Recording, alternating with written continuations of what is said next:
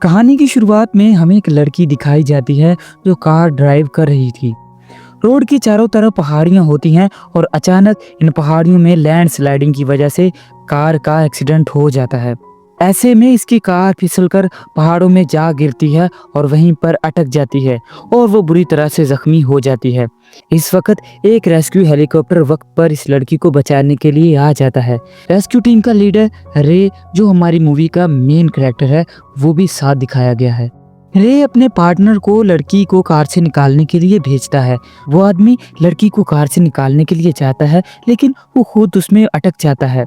दोनों को बचाने के लिए आखिरकार रे को उतरना पड़ता है और हेलीकॉप्टर से बंधी रस्सी की मदद से वो दोनों को कार से निकालने में कामयाब हो जाता है, क्योंकि वो बहुत बहादुर और अक्लमंद दिखाया गया है। सब लोग बहुत खुश होते हैं। आखिरकार वो लड़की की जान बचा लेते हैं, लेकिन इसकी कार पहाड़ों में नीचे गिर जाती है। यहाँ सीन कट होता है और हमें डॉक्टर लॉरेंस दिखाया जाता है, जो यूनिवर्सिटी का सबसे बड़ा प्रोफेसर था। वो अर्थक्वेक पर रिसर्च करता है। अपने स्टूडेंट्स को वो कैलिफोर्निया के एक अर्थक्वेक के बारे में बताता है जो इतना खतरनाक था, लगता था कि जैसे बहुत सारे एटम बम एक साथ फट गए हों। कैलिफोर्निया ने इस तबाही के असरात कई सालों तक महसूस किए। लॉरेंस कहता है कि ऐसे डेंजरस अर्थक्वेक हर 150 साल बाद आते हैं। वो कहता है कि कैलिफोर्निया की San Andreas fault line earthquakes की टेक्टोनिक प्लेट्स पर है, जिसका मतलब है कि ये जगह अर्थक्वेक के लिए सबसे ज्यादा खतरनाक हो सकती है। फिर थोड़ी देर बाद दिखाया जाता है जब डॉक्टर लॉरेंस अपने ऑफिस में बैठा होता है। इसका एक कोलीग इसके पास आता है और बताता है कि अभी अभी एक अर्थक्वेक आया है। ये लोग फौरन अपना काम छोड़कर उस क्वेक को मापने के लिए निकलते हैं। ये दोनों एक बहुत बड़े डैम पर जाते हैं जहाँ से वो इसकी लहरों को माप सकते हैं, क्योंकि ये यहीं से शुरू हुआ था। जब ये लोग अपना काम कर रहे होते हैं, अचानक इनके मीटर पर वेव्स चेंज होने लगती हैं। अचानक से जो वेव थोड़ी थी वो बहुत ज़्यादा बढ़ जाती हैं। इसका मतलब अर्थक्वेक बहुत बड़ा आने वाला है। तो फिर ऐसा ही होता है, एक बहुत बड़ा अर्थक्वेक वहाँ पर आता है। सब लोग अपनी जान बचाने के लिए भाग जाते हैं। डॉक्टर लॉरेंस का कोलीग भी जान बचाने के लिए भागता है, लेकिन भागते भागते उसकी नज़र एक लड़की पर पड़ती है। वो उसकी जान बचाने के लिए आगे बढ़ता है और उसे उठा लेता है, लेकिन वहीं पर जल्जले का एक और बहुत बड़ा झटका आता है जो उसका रास्ता रोक लेता है। इस लड़की को बचाने के लिए वो इसे लॉरेंस की तरफ फेंक देता है और खुद उस डैम में फंस जाता है जो टूट चुका था। देखते ही देखते वो डैम पूरा टूट जाता है और वो उसमें धंसकर मर जाता है। सीन कट होता है और हमें रे दिखाया जाता है, जिसे इमरजेंसी में डैम पर पहुंचने का मैसेज मिलता है। डैम पर अर्थक्वेक की वजह से बहुत सारे लोग अटके होते हैं, जिन्हें निकालने के लिए इसे मैसेज किया गया था। निकलने से पहले रे अपनी बेटी से अलविदा कहता है, जो अपनी माँ के साथ रहती थी। यहाँ हमें ये भी दिखाया जाता है कि रे और उसकी वाइफ का डिवोर्स हो चुका था। रे की बेटी अपनी माँ और उसके फियांसे के साथ रहती थी, जिसका नाम डैनियल था। आज डैनियल को एक मीटिंग के लिए सैन फ्रांसिस्को जाना था, जिसमें एमा और ब्लैक को भी साथ ले जाना था। वहीं एयरपोर्ट में पहुंचकर ब्लैक एक लड़के से मिलती है, जिसके साथ उसका छोटा भाई भी था। ब्लैक दोनों से बात करती है और इनकी बातचीत एक दूसरे को पसंद आती है। जल्द ही वो लोग एक दूसरे के दोस्त बन जाते हैं। इधर हमें वो डैम दिखाया जाता है जो जल्जले की वजह से तबाह हो चुका था। इस तबाही की खबर पूरी दुनिया में फैल चुकी थी, क्योंकि डॉक्टर लॉरेंस इस वक्त अर्थक्वेक के वक्त डैम पर था। एक रिपोर्टर इनके इंटरव्यू लेने के लिए इनके पास आती है। वो डॉक्टर से पूछती है कि वहाँ अर्थक्वेक कैसे आया और वो कितना तबाही मचाने वाला था, और आपने तो ये सारा सीन अपनी आंखों से देखा है। वो अभी ये बातें कर ही रहे होते हैं कि लॉरेंस के दो स्टूडेंट डर के मारे उसके पास जल्दी से एक रिपोर्ट लेकर आते हैं। जैसे ही लॉरेंस रिपोर्ट देखता है वो डर जाता है। इसे पता चल जाता है कि सैन एंड्रेस पर एक बहुत ही खतरनाक जल्जला आने वाला है, जो पूरे आसपास के शहरों को अपनी लपेट में ले लेगा। जल्जला आने में अब बहुत कम वक्त बचा है, मतलब ये कि लोगों को शहर से निकलने का मौका भी नहीं मिलेगा। दूसरी साइड पर हमें रे की वाइफ दिखाई जाती है, जो एक बिल्डिंग के ऊपर वाले रेस्टोरेंट में मीटिंग कर रही थी। अचानक इसकी टेबल की सारी चीजें हिलने लगती हैं। असल में जल्जला आ चुका था।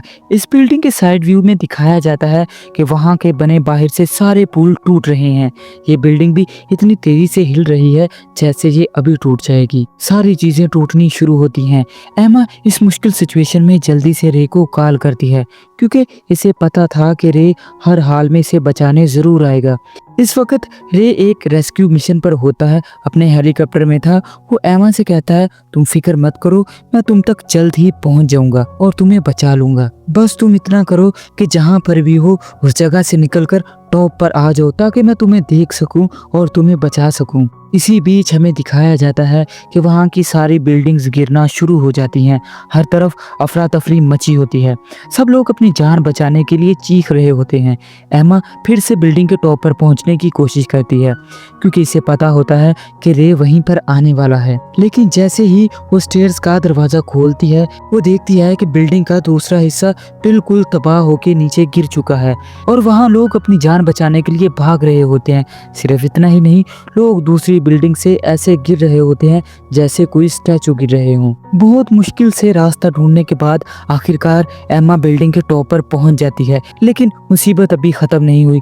फिर से एक बड़ा झटका ज़लज़ले का आता है जिससे वो जगह टूटने लगती है। इससे पहले कि एमा वहां से नीचे गिरे, रे वहां पहुंच जाता है। वो जल्दी से हेलीकॉप्टर में से एक नेट निकालता है और एमा की तरफ फेंकता है। एमा अपनी जान बचाने के लिए नेट की तरफ भागती है, लेकिन पीछे से एक बहुत बड़ी बिल्डिंग उसके ऊपर गिरने वाली थी। इससे पहले वो बिल्डिंग उसके ऊपर गिरती, एमा फौरन से नेट के ऊपर चढ़ जाती है और रे उसे ऊपर खींच लेता है। इस पूरी तबाही में एक और बिल्डिंग रे के हेलीकॉप्टर पर गिरने लगती है, लेकिन वो बड़ी महारत के साथ हेलीकॉप्टर को मोड़ता है और उस बिल्डिंग के नीचे आने से बच जाता है। आखिरकार वो एमा की और अपनी जान बचाने में कामयाब हो जाता है। लेकिन अब वो ऊपर से सिटी की हालत देखता है जो बहुत ज्यादा खराब हो चुकी थी।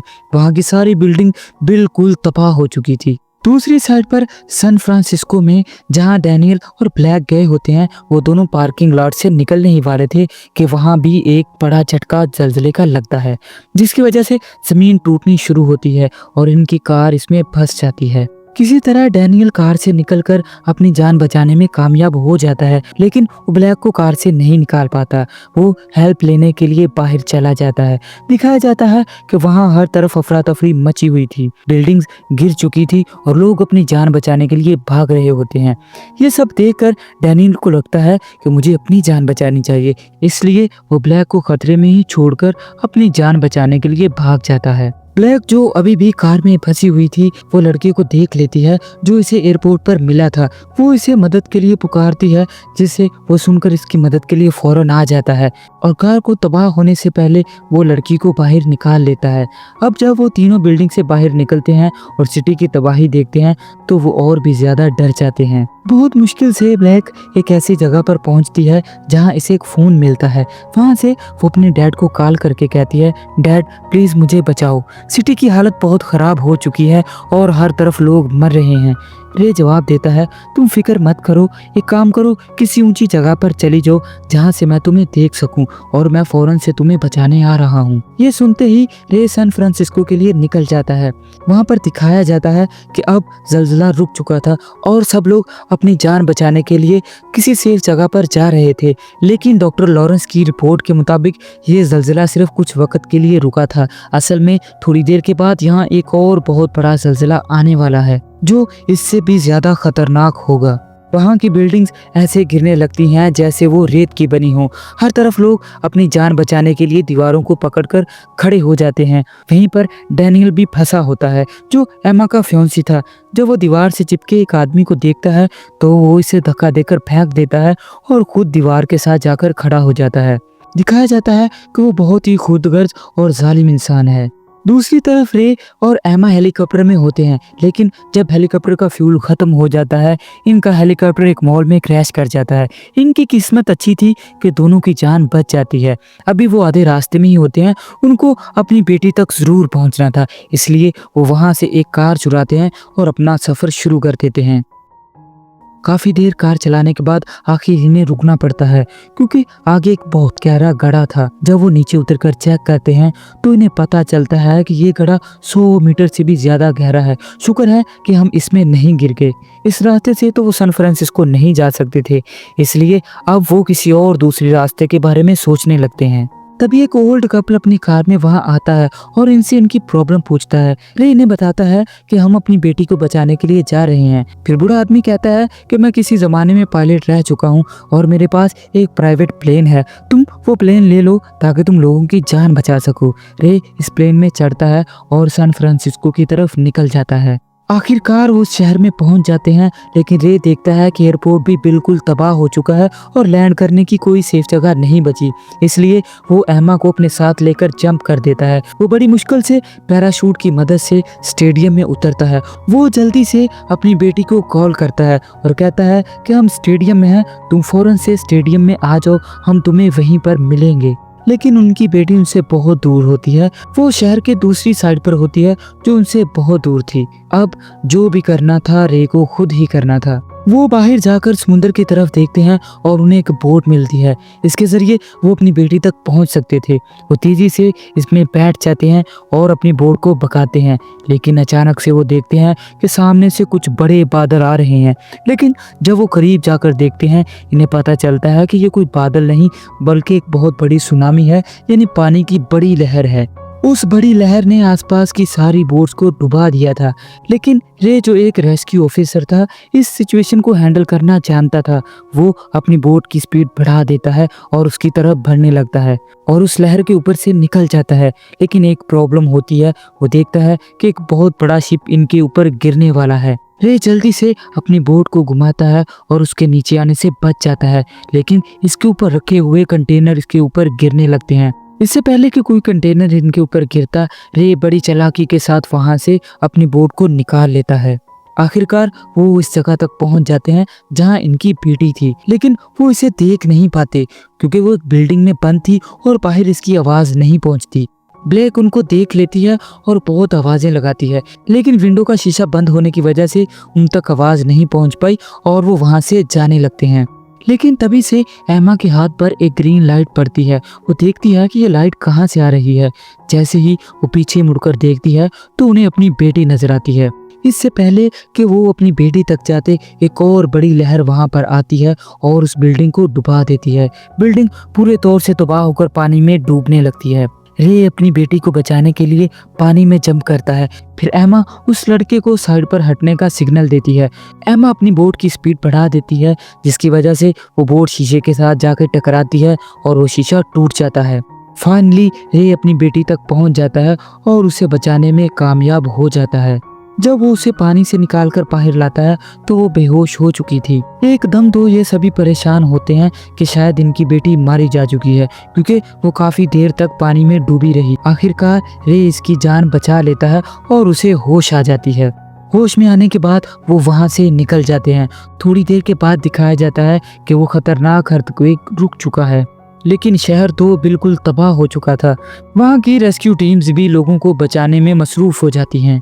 इस तरह ये अर्थक्वेक भी रुक जाता है और रे की पूरी फैमिली बच जाती है। अब से एम्मा और उसकी बेटी रे के साथ रहने का फैसला कर लेते हैं। इसी के साथ ये कहानी यहीं पर ख़त्म होती है। हो सके तो आप वीडियो को लाइक कर सकते हैं।